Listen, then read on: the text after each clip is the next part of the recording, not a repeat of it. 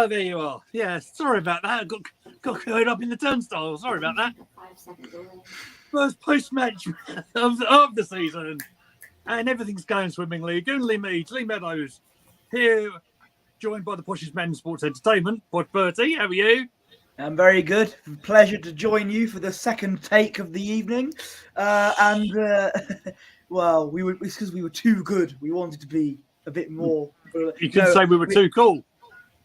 Of course. And there's 3 of us this time. Which one of us is Rikishi? But anyway. That'll be me, probably. Back it up. Anyway, I'm doing great. I watched Arsenal win. I watched Ebbsfleet lose.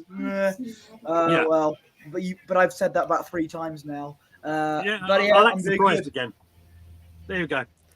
Also joined by Spencer, who's definitely not having computer troubles himself. How are you, mate? I'm doing good. You know, the tax group went off at 5:53 this morning, Eastern Standard Time. I woke up and then there was a delay. We all got delayed at the turnstiles. Fantastic. but I'm doing excellent. I am very happy to be here today. Thanks for having me on. That's always a pleasure. So hello to Sam Wilson. It's an evening gang.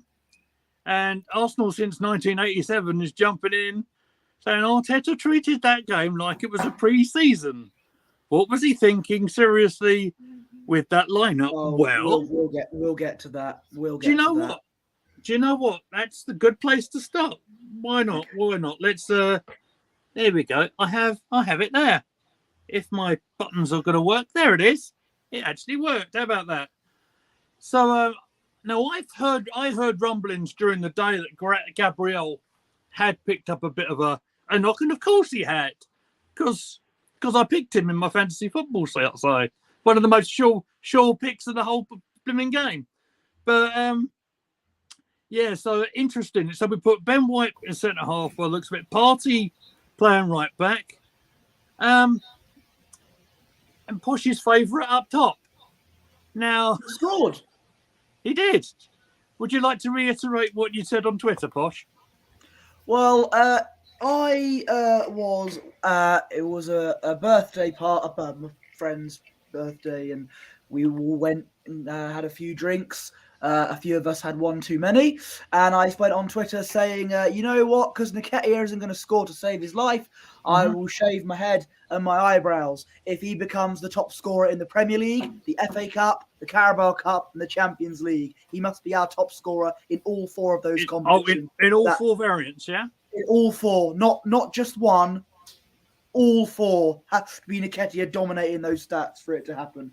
And even if it does, forever. I probably won't do it because I told my mum about that and she said, don't even think about it. So, yeah. You need to have words with Eddie then, don't you? It was a drink talk, yes. Definitely. Yeah. So let's take it to Spencer. What did you think of that starting 11 when you saw it? Well, I've told you guys I thought that Partey was going to be more of a midfielder, which he ended up being. But then I started watching the game, and he was playing a right back.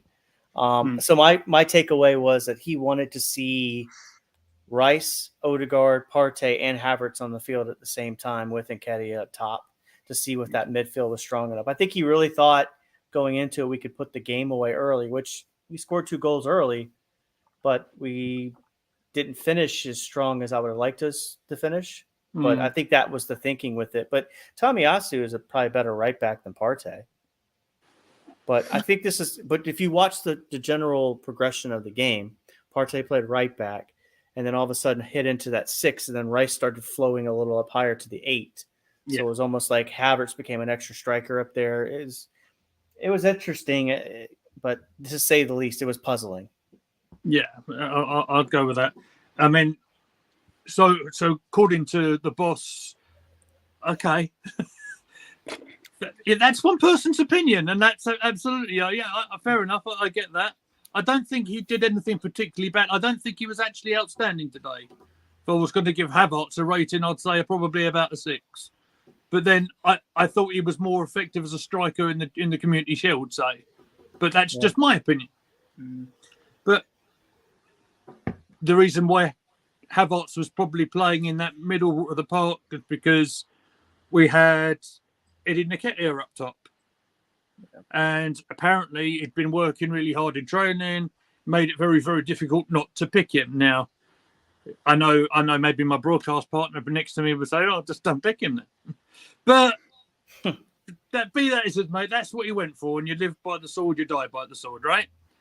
So how did we feel sort of early doors when Brendan Johnson went clean through one-on-one with Ramsdale? Can I say my 2 pence on the, or 2 cents as Spencer would call it, on the starting 11. Absolutely, Kushka. When I first saw it, I almost laughed really because I thought, oh, here we go again.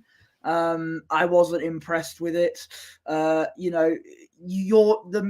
best midfield 3 should be Partey, Rice, and Odegaard, but you're playing Partey at right back again. And I know the reason why Arteta's doing this is because he needs to try and play Havertz in some kind of position because you paid £65 million for him. If you didn't know his best position, why did you sign Havertz in the first place if you don't know where his best position is? But that we'll get to that in a minute. So I thought, look, if it's a home game against a team like Nottingham Forest, we might get away with it. If he did that against a team like Chelsea, Liverpool, Man City especially, then the game would be over before it would begin. So yeah, Brendan Johnson, who I actually think had quite a decent showing for Nottingham Forest in that game. Went almost clean through, 5 minutes in, one-on-one with Ramsdale, but thankfully, as our hearts were in our mouths, he absolutely, I think Ramsdale didn't get a touch to it because it went completely off target. Yeah. Thank God for that, because if that went in, it would have been a different game. We would have came back. I don't know, but that it's a what if really. But I'm relieved that didn't go in. It would have been a different atmosphere had that ball gone in the net, wouldn't it, Spencer? It absolutely would. I'm just watching it back now, and it's a Saliba header that gets headed back in. And you know what? This is the thing too. The one Forest player is offside, but Brendan Johnson times the run just perfectly. And props to Ramsdale to being quick to react, to make the goal small, and to make him put it wide. I mean, it's a scary moment. It could have really changed the complexion of the game, but it's just the most perfectly timed run by Brendan Johnson. Yeah, I agree with that. And then for a large part of that sort of opening quarter of the match, I felt that there was a lot of possession in the midfield without us getting any real progression with it. My brother said it felt like it was getting quite narrow, he said in the group chat, didn't he? Do you agree with that? Yeah, I think it when the first 20 minutes of the game did go how I expected it to go, where we would dominate the ball completely. We'd have so much possession, but we wouldn't. We need to have some creativity in there that can create a lot of chances. And this is why, and I'm going to say it, this is why we should have started Trossard. Now, don't get me wrong. Do not get me wrong. Martinelli's lovely bit of skill for the first goal was incredible. But I just think when he came on, we had that bit more oomph, didn't we? When we had the ball anyway in the second half and Trossard was there. So yeah, it went how I expected it to go, really. Lots of possession, but we needed some magic moment to get our first goal, and it happened with one Gabriel Martinelli. Absolutely. And I mean, I think it was one of them games. It looked like it was going to be needing something a bit special to get that opening goal. How good was that spin? I think Martinelli took out 2 of the defenders before feeding the ball to the goal machine himself, Eddie Nketiah. I've got to say, Eddie did very well, and he was composed and he's finished as well. I actually thought he had a good game. The first half. Good God. No, he Yeah, I was very pleased slash scared that Eddie Nketiah scored. Let me be clear. I did I did tell my mum about what I said, and she said, "Don't you dare even think about it." So but yeah, Brutus the Barber Beefcake, you know. Yeah. No, but no, I am pleased to see Eddie on the score sheet. Hopefully, it will do good for his confidence, and who knows? Maybe this is the genesis. This is the redemption of Edward Nketiah. But we'll see what happens. But I want to talk about Martinelli's bit of skill. Please do, Really, please. really brilliant from him. And yeah, you know, a lot of people think that Martinelli is underwhelming. I disagree. Yeah. I do think, as much as I've been saying drop him for Trossard, that does not mean at all I think that Martinelli is an average player. He's not. He's a very good player, and he showed that. Absolutely. I think he gets. Do you know what some of it is? Is because when we picked him up, I think it was quite a bargain kind of price, and because of that lack of a price tag, if you like, it does go sort of a little bit under the radar a little bit, I think. And then of course he had them terrible injuries, to be fair, which probably hindered his progress a little bit. But when he shows moments like he did today, there was parts of the game today I thought he was just unplayable. What do you think, Spence? Yeah, he's so elusive on the outside, and his runs, and this is to talk about the Eddie goal. That was off a set piece too, where we were able to. Both of them were off corners, where we ended up keeping the corner play alive, and that's how we got the finishes off. So that's a good thing. The two set piece goals, in my opinion. But yeah, he's so expansive. He's so elusive. And to have Trossard there as an option as well, it's just it's a good problem to have. Yeah, and I think we'll see games where Martinelli sets and Trossard starts. I think you're going to see some of those, especially with the Champions League this year. But yeah, he's just both the guys on the wing, Saka and Martinelli, are so lethal, so deadly. If you know, I know people don't have feelings about Eddie, but if you had a little bit better of a striker up there, just think of how scary it would be to go up against those two guys and a lethal striker up front. Let's hope Eddie gets his lethalness back, but great job today. Do you think Eddie's one of those strikers that might need a dance partner, if you excuse the expression there? He needs maybe another striker in support. And, like a 4-4-2? A certain gentleman who I've appeared in a video with, but I don't think some of the positive Arsenal fans want me to mention, said that he might see, or was it Jez who said that? Or was it the other one? I don't know, but someone said Havertz should be more of a deep-lying forward.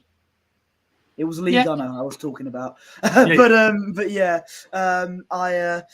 he's Havertz should be more of a deep-lying forward, and then Gav Nketiah or Jesus if he's fit, and that might be his best position. Well, I think that's why Partey started at right back, because as much as I don't like it, I think you watched him drift up into that midfield, and Rice started taking off when Havertz could go up. That's not going to work against the big teams, but you can do it against a Forest and a Luton. Yeah, I think when you're lining up against a side, I think you're going to have at least 60-65% of the ball with. Yep. And they Forest pretty much went with the one up top for a while. I think that's possibly why they made that change. It probably wasn't what they intended to do during the week, I would imagine.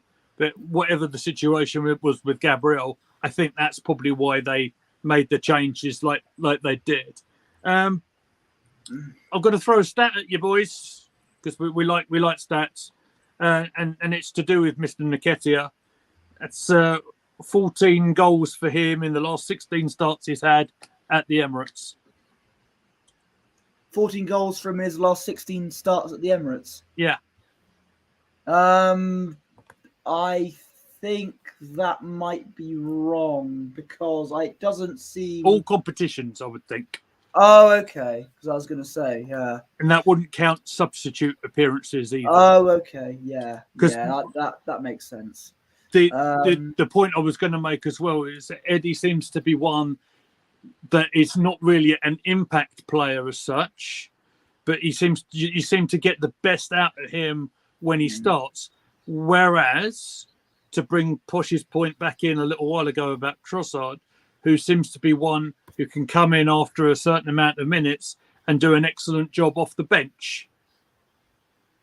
I'm actually very pleased that much like the goalkeepers, when Raya inevitably comes in, that left wing position is competitive when you've got Martinelli and Trossard fighting for their place.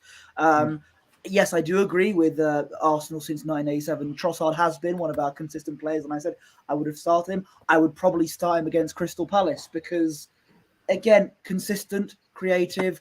We needed that when we conceded. We needed a bit of oomph. Yes, he was part of the team, but you had all the players trying to defend for their lives, which I know we'll get to. But yeah, we'll get to it when we get to it. But yeah, yes, in chronological consistency and yeah, absolutely. So okay, so we've gone 1-0 up. There's Gary himself. Hello, mate. It's good to see you there. So 1-0 very quickly became 2-0, and a goal of possibly the month, I would suggest. Yeah. Here, as Spencer's already alluded to, it was a off a set play when the ball's fallen to fallen to Saliba on the right hand side after a sort of a couple of passes and a 1-2. Saka says, "Yeah, okay, there's enough messing about. We'll just bury this one in the corner." It was a lovely goal, wasn't it? Oh, absolutely. Definite goal of the month contender. I'd be surprised if it doesn't get goal of the month, or if someone scores a better goal, which might be quite hard to do. But no, that Saka goal was just phenomenal, and no one, not even Matt Turner, stood a chance with stopping that. Very good, and dare I say, a world-class goal from a world-class player. Hopefully, he will be a world-class player for us this season. I believe in my star boy, and I put that comment up, and I thought I put it up again just because it was significant, Saka outstanding again. We were cruising in the first half, by far the better team, the most dominant. Everything was just going well. When I left for the car on the way to the Fleet, I'm like, yeah, great. Everything was all rosy, was it? I think did you not? First did you game see of the season, we're not exactly under any pressure or anything.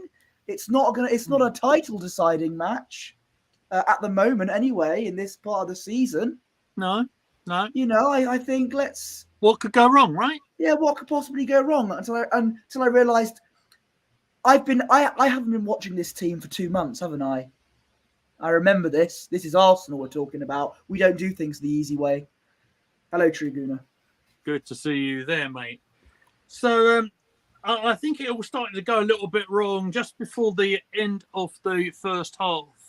There was a challenge by Timber, who I can't remember who he chopped down, but I don't know if you guys can remember. But I do not. But in making this sort of challenge, he looked like he picked up a bit of an injury. He did come back out for the second half, but he didn't last very long. He went down in a bit of a crumpled heap. I don't know the extent of what the injury is, and I'm not going to speculate. There's people who think they're medical doctors on Twitter thinking he's done an ACL or anything like that. Nothing like that has come out from the club yet.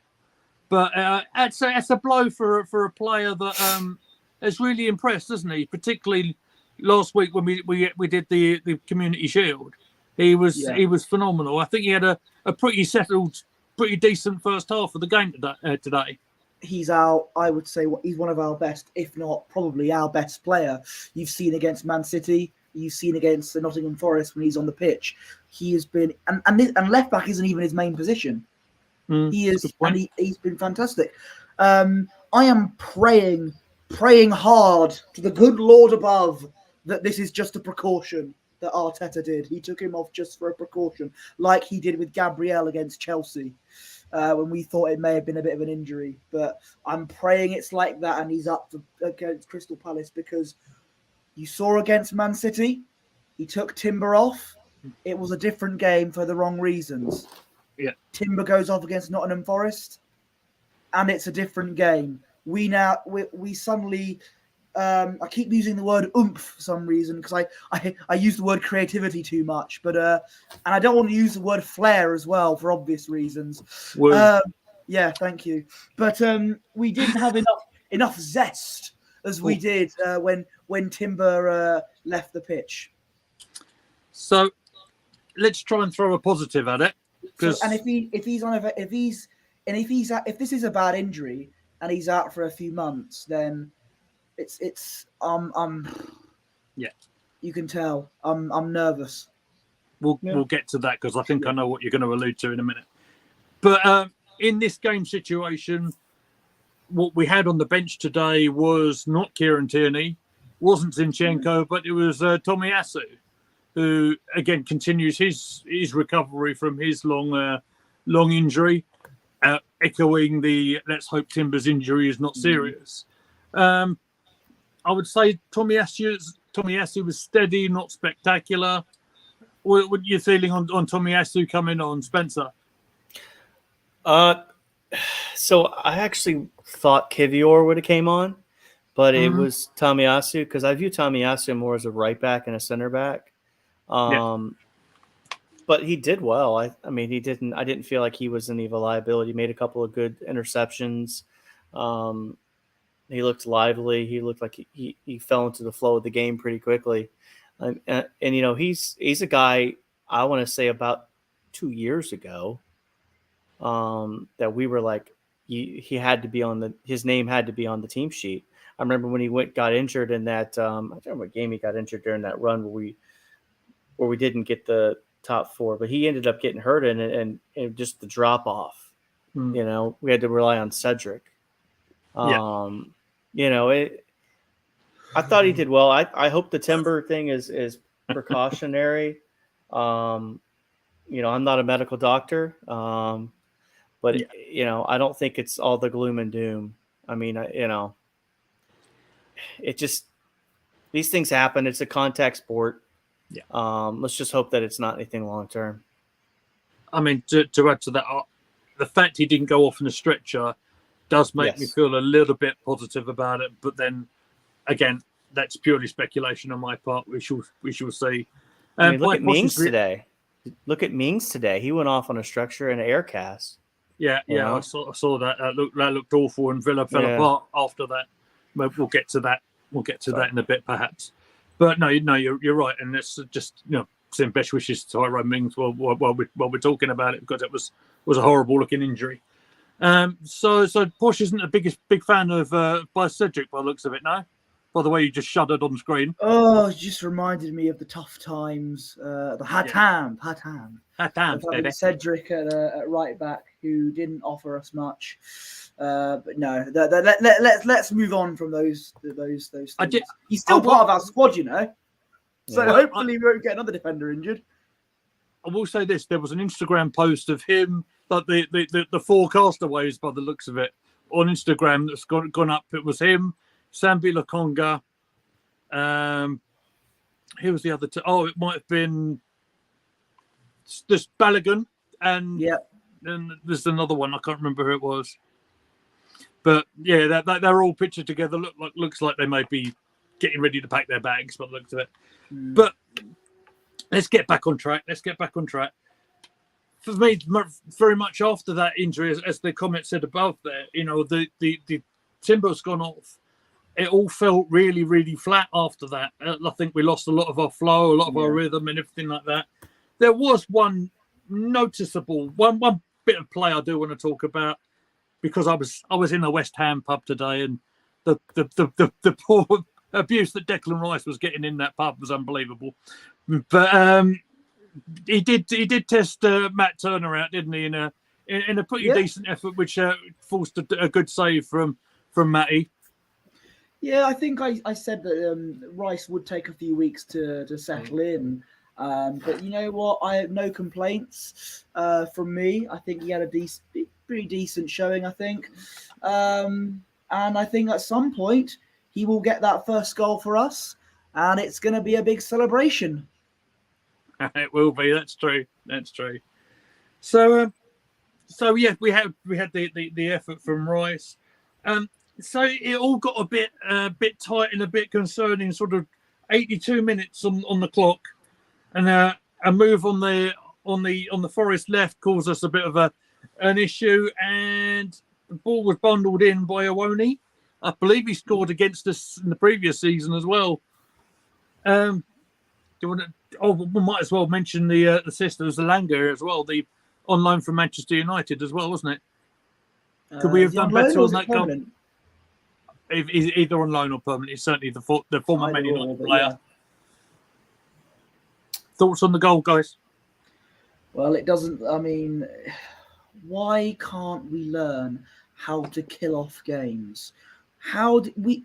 Only Arsenal. There's this. You go from absolutely cruising and dominating and just free flowing in the first half, looking incredibly comfortable, even in some of the second half as well. And then obviously Timber goes off and things change. We go from being very comfortable to having to defend for our dear life when Nottingham Forest get the goal back. It's just typical. How have we not learnt from this? We have had 2 months to prepare for how we can do better in terms of holding on to leads. And it's clear that, yes, we got the win and that's fine.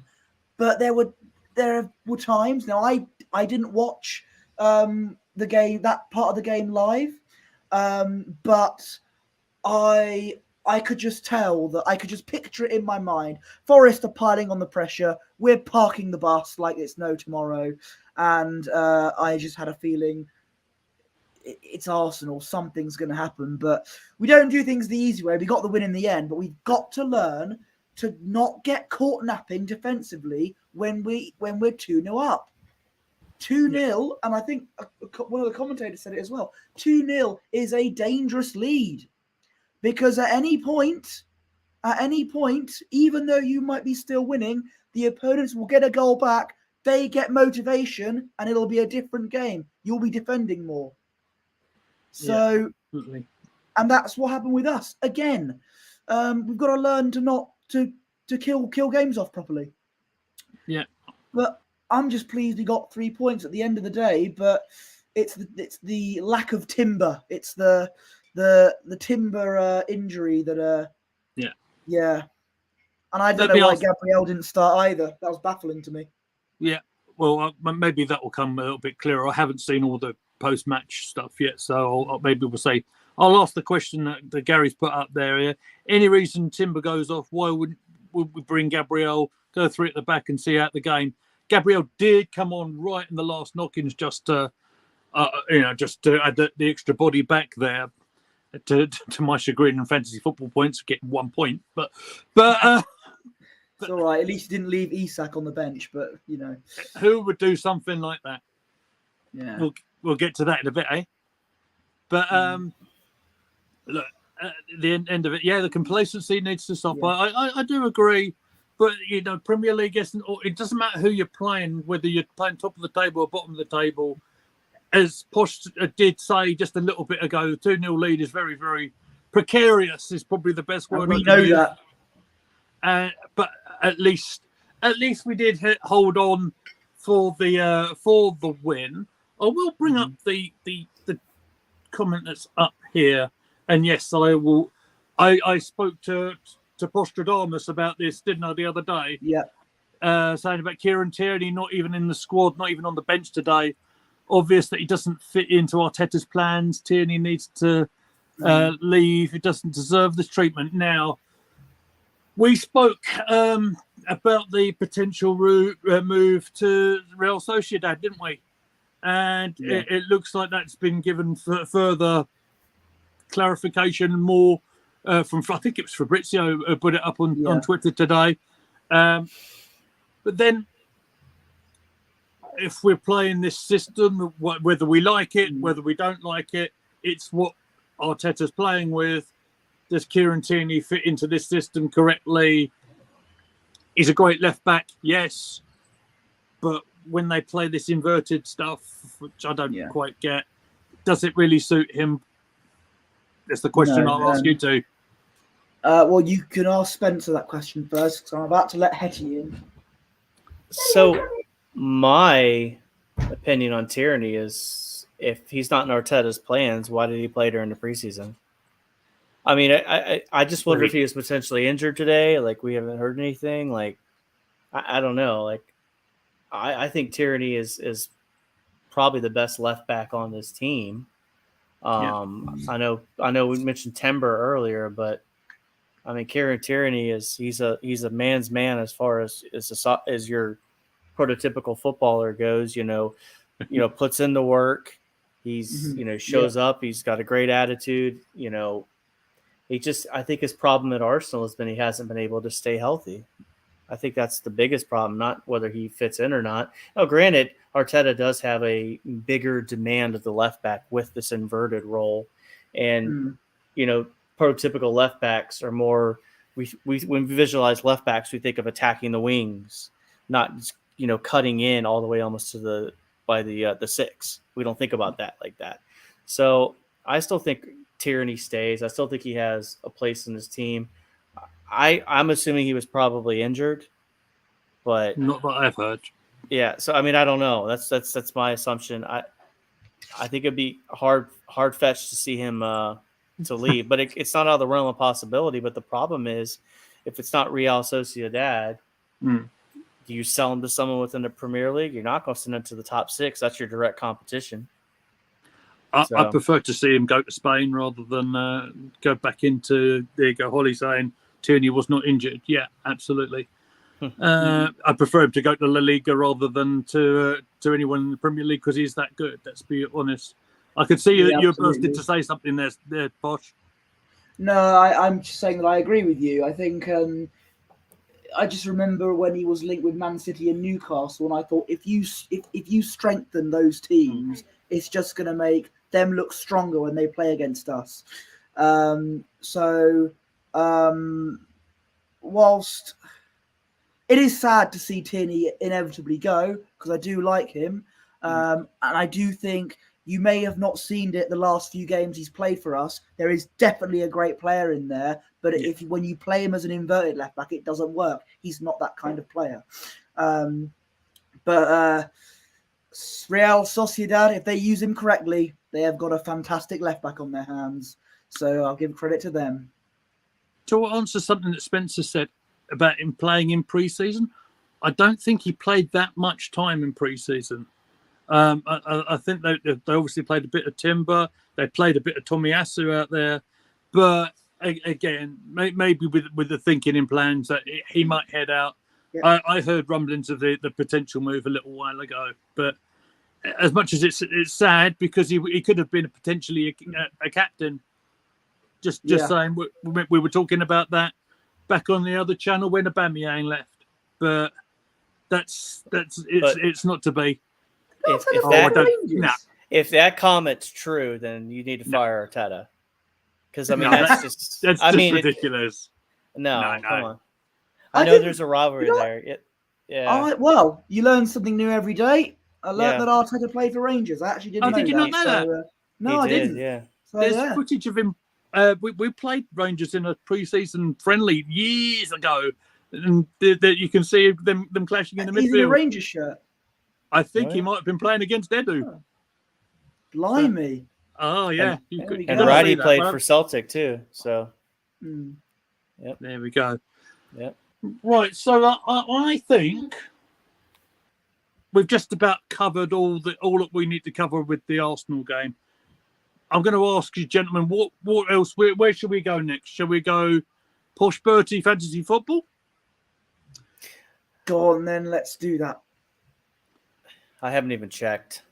All right. Well, I'll say this because on the show that I did yesterday, I spoke about my side. I spoke about Spencer's side because obviously you went through yours on your channel as well, and I had Sam's side. What I couldn't see is Posh Bertie's side because No. it wasn't the mini league hadn't gone up yet. Now I'm hoping if I press this. Oh look, I think it's going to work. I Ooh. can't see anything. There we go. Is it there? Yeah. Would you like to? Hang on, let me see if I can switch tabs and I'll move it around a little bit. There we go. Would you like to go through your side a little bit, Posh? Well, I had great depth and thought and analysis in this team, and definitely didn't go for a YouTube video called, who to use in fantasy football, and I may have had a few adjustments. Well, can we start with the fact that I left Isak on the bench when I probably shouldn't have, because I actually, believe it or not, expected Villa to get something out of this Newcastle game. That aged like a fine wine, didn't it? And Botman on the bench as well with an assist. Oh yeah, of course. If only I played my bench boost option. Hey, Saka got me 7 points. Haaland got me. I mean, everyone has Haaland as their captains. That's not new, but that got me. Not true. I didn't. Didn't you? I went Saka. Oh, okay. Well, you got some more points for that. You got a good number of points for Saka. Shall we go from back to front, mate? Go back to front. Goalkeeper first. Yeah, I didn't have the better choice of goalkeeper, didn't I? Like I said, I thought Villa were going to get something. Yeah, I know. I'm sure Matt Roberts is loving me for that. Again, that aged well. I know him. He's a great player for Brighton. Utopia. I can't pronounce his name, but he did well against Luton. Was it 4-1? Yes. Brighton beat Luton. Yep, he got me 4 points. Ake was 7 points. That's nice. Obviously, there's a warning sign with Timber. We don't know the severity of that injury. Saka and Odegaard getting me points. Mitoma got me 4 points. Casemiro, I've still got to play against Wolves. Haaland, of course. Yeah, I got Nick Jackson in my team because I had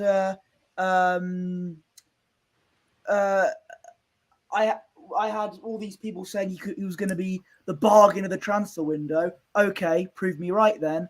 And also, it's the wrestler's name. Absolutely. Bringing in the young bucks, why not? Absolutely. And he is quite a young buck as well. He's like early 20s, if not, Just looking at what the chat's saying as well, by the way. And I'll throw this. Tierney was an Emery signing. So yeah, perhaps there may be something in that as well. I don't know. Okay, if you're thinking that the reason why Tierney's leaving is because he was an Emery signing, then if that means that Saka and Martinelli will be gone then. So yeah, maybe. If it wasn't for Emery, they wouldn't have played. So no. Shall we just have for a little bit of a laugh, see where everyone else has ended up? Bear in mind these points are provisional at the moment. I think Spencer, where are you gone? There you are. I'm in fourth.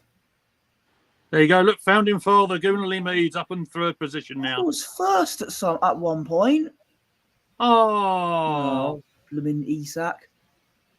Let's More have a like quick look Isak. down there. Stones didn't even play.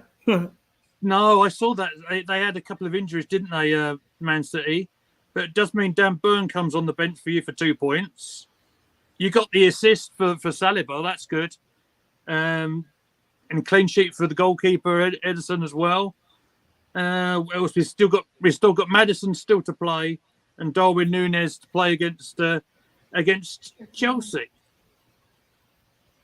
So I just had a lot of hype that Rice is going to score a lot of goals for us. That's why I picked him, and it was a low value. If not, I would have absolutely gone with Odegaard. But fair enough. It's a question of getting the budget in as well, isn't it? Which is difficult. This was the easiest year for me to pick. Normally, it takes me 2 or 3 hours to do this, but I was done in 36 minutes.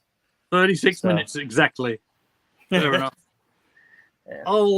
just have a quick nose on mine as well, just while we're here. And Arsenal since 1987 says no. I'm not saying that for the Tierney thing, but yeah. Harry Kane on the bench tonight. I don't know if he's made an appearance just yet. No, but Bayern Munich are losing 2-0. Is it 2-0? Oh my God. They're playing. How Spursy is that then, eh? Oh, it's maybe it's the Kane curse. Maybe Yeah. it's the hellfire and brimstone that Kane's going to put all the teams through when he signs for them. That's what it is. So a quick nose on my side said I've got returns on all three of my front men, Isaac, Holland and Watkins. Somewhat disappointed I only got the 1 point with Gabriel because he only played the last few minutes. Had a nightmare with the goalkeeper. And yeah, Odegaard and Bruno never got anything this game week, but we can't have it all the time, can we? So I'll jump out of that now, I think. Let me just take that away. Is there anything else you'd like to talk about, gentlemen, before we jump off the air today? How good did Newcastle look? They were outstanding, weren't they? Oh, Did you see that, Posh? Sorry. I didn't see the game, but I'm going to check out the highlights. And you know what? I thought I may have been exaggerating when I did that infamous Declan Rice to Man City video. But there is a high chance they are going to go further than us in the Champions League if we're not careful. So we need to buck our ideas up. Well, there you go. That's a bold claim from my my broadcast partner. I don't necessarily agree with it, but we shall see. We shall see. So the takeaways I've got. So I've been able, unfortunately, I guess over here we don't really have the 3:00 blackout as you guys have, unfortunately. Yeah. Brighton looked really good today. Man City looked good yesterday, and I thought it was pretty interesting how Burnley wasn't as. I know they had the antics with the lighter and all the other stuff, but they looked more expansive. They're going to be one of those try to go for it, kind of like Leeds was when they first came up, where they were just like, yeah, we might lose 7-4, but we're going to score 4 goals. That's the big takeaways with Brighton look good and Newcastle. Can I also say about Newcastle as well? When they were winning 3-1, they were just dominant. They didn't take their foot off the gas like we did. They didn't take it easy. They carried on. That's what we should have done. But to be fair, also on that, the second half, watching Villa open themselves up a lot. There was a lot of turnovers. They were still trying to go for it. But you are right. Newcastle didn't take their foot off the gas. But I don't think we didn't take our foot off the gas in the game. I just don't think we finished our chances there because Rice misses 2. There's another one I think we missed earlier. So things go right. We should have won 5-1 or 5-0. You just have to be clinical. That's the big thing Arsenal needs to be. Convert the chances when you get them. Yeah, I think that's a very. I mean, that's the basis of winning any game, isn't it? Put your chances away, and then we'll reap the reward for it. One closing point I will just bring up briefly because I am going to be back on the air tomorrow with Sam. Sam Wilson's going to come back on the channel tomorrow, and we will talk about the Lionesses who managed to win 2-1 against Colombia today, which was an incredible result. It's coming from a goal behind as well. We'll go through all the details on that. Don't know when I'm going to go on air just yet, but obviously they go through to the semi-final. So massive congratulations to them. I think before we jump off, Posh Bertie, would you like to do your socials, mate? I absolutely will. You can follow me on Twitter, X at Posh Bertie. You can follow me on Instagram at Bertie Wanless. And you mentioned the Women's World Cup semi-final. England, Australia. Sounds very familiar from the summer. Giving me a bit of deja vu. Hopefully we can get our revenge. Anyway. Thank you very much, mate. Spencer, would you like to plug your channel and your socials, please? It's Bronco and VA 9986 is the channel. I haven't done any content today, but I've been on other people's stuff, which is good. I'll probably doing some NFL stuff shortly. I talked to Gary. We're going to be doing some college football stuff coming up soon. Do Arsenal stuff. My Instagram is Arsenal9986, and the Twitter/X is Arsenal9986. Thank you. Well, you can find me at Gunnerly Meads on Twitter, You can find all of us on the channel at Gooner Gathering. I've enjoyed our little broadcast tonight. I'm glad we managed to get our first post-match review done without any glitches whatsoever, unlike the fantasy football game. But all that being said, we got to get out of here. Thank you very much, everyone, for joining us, and we will see you tomorrow.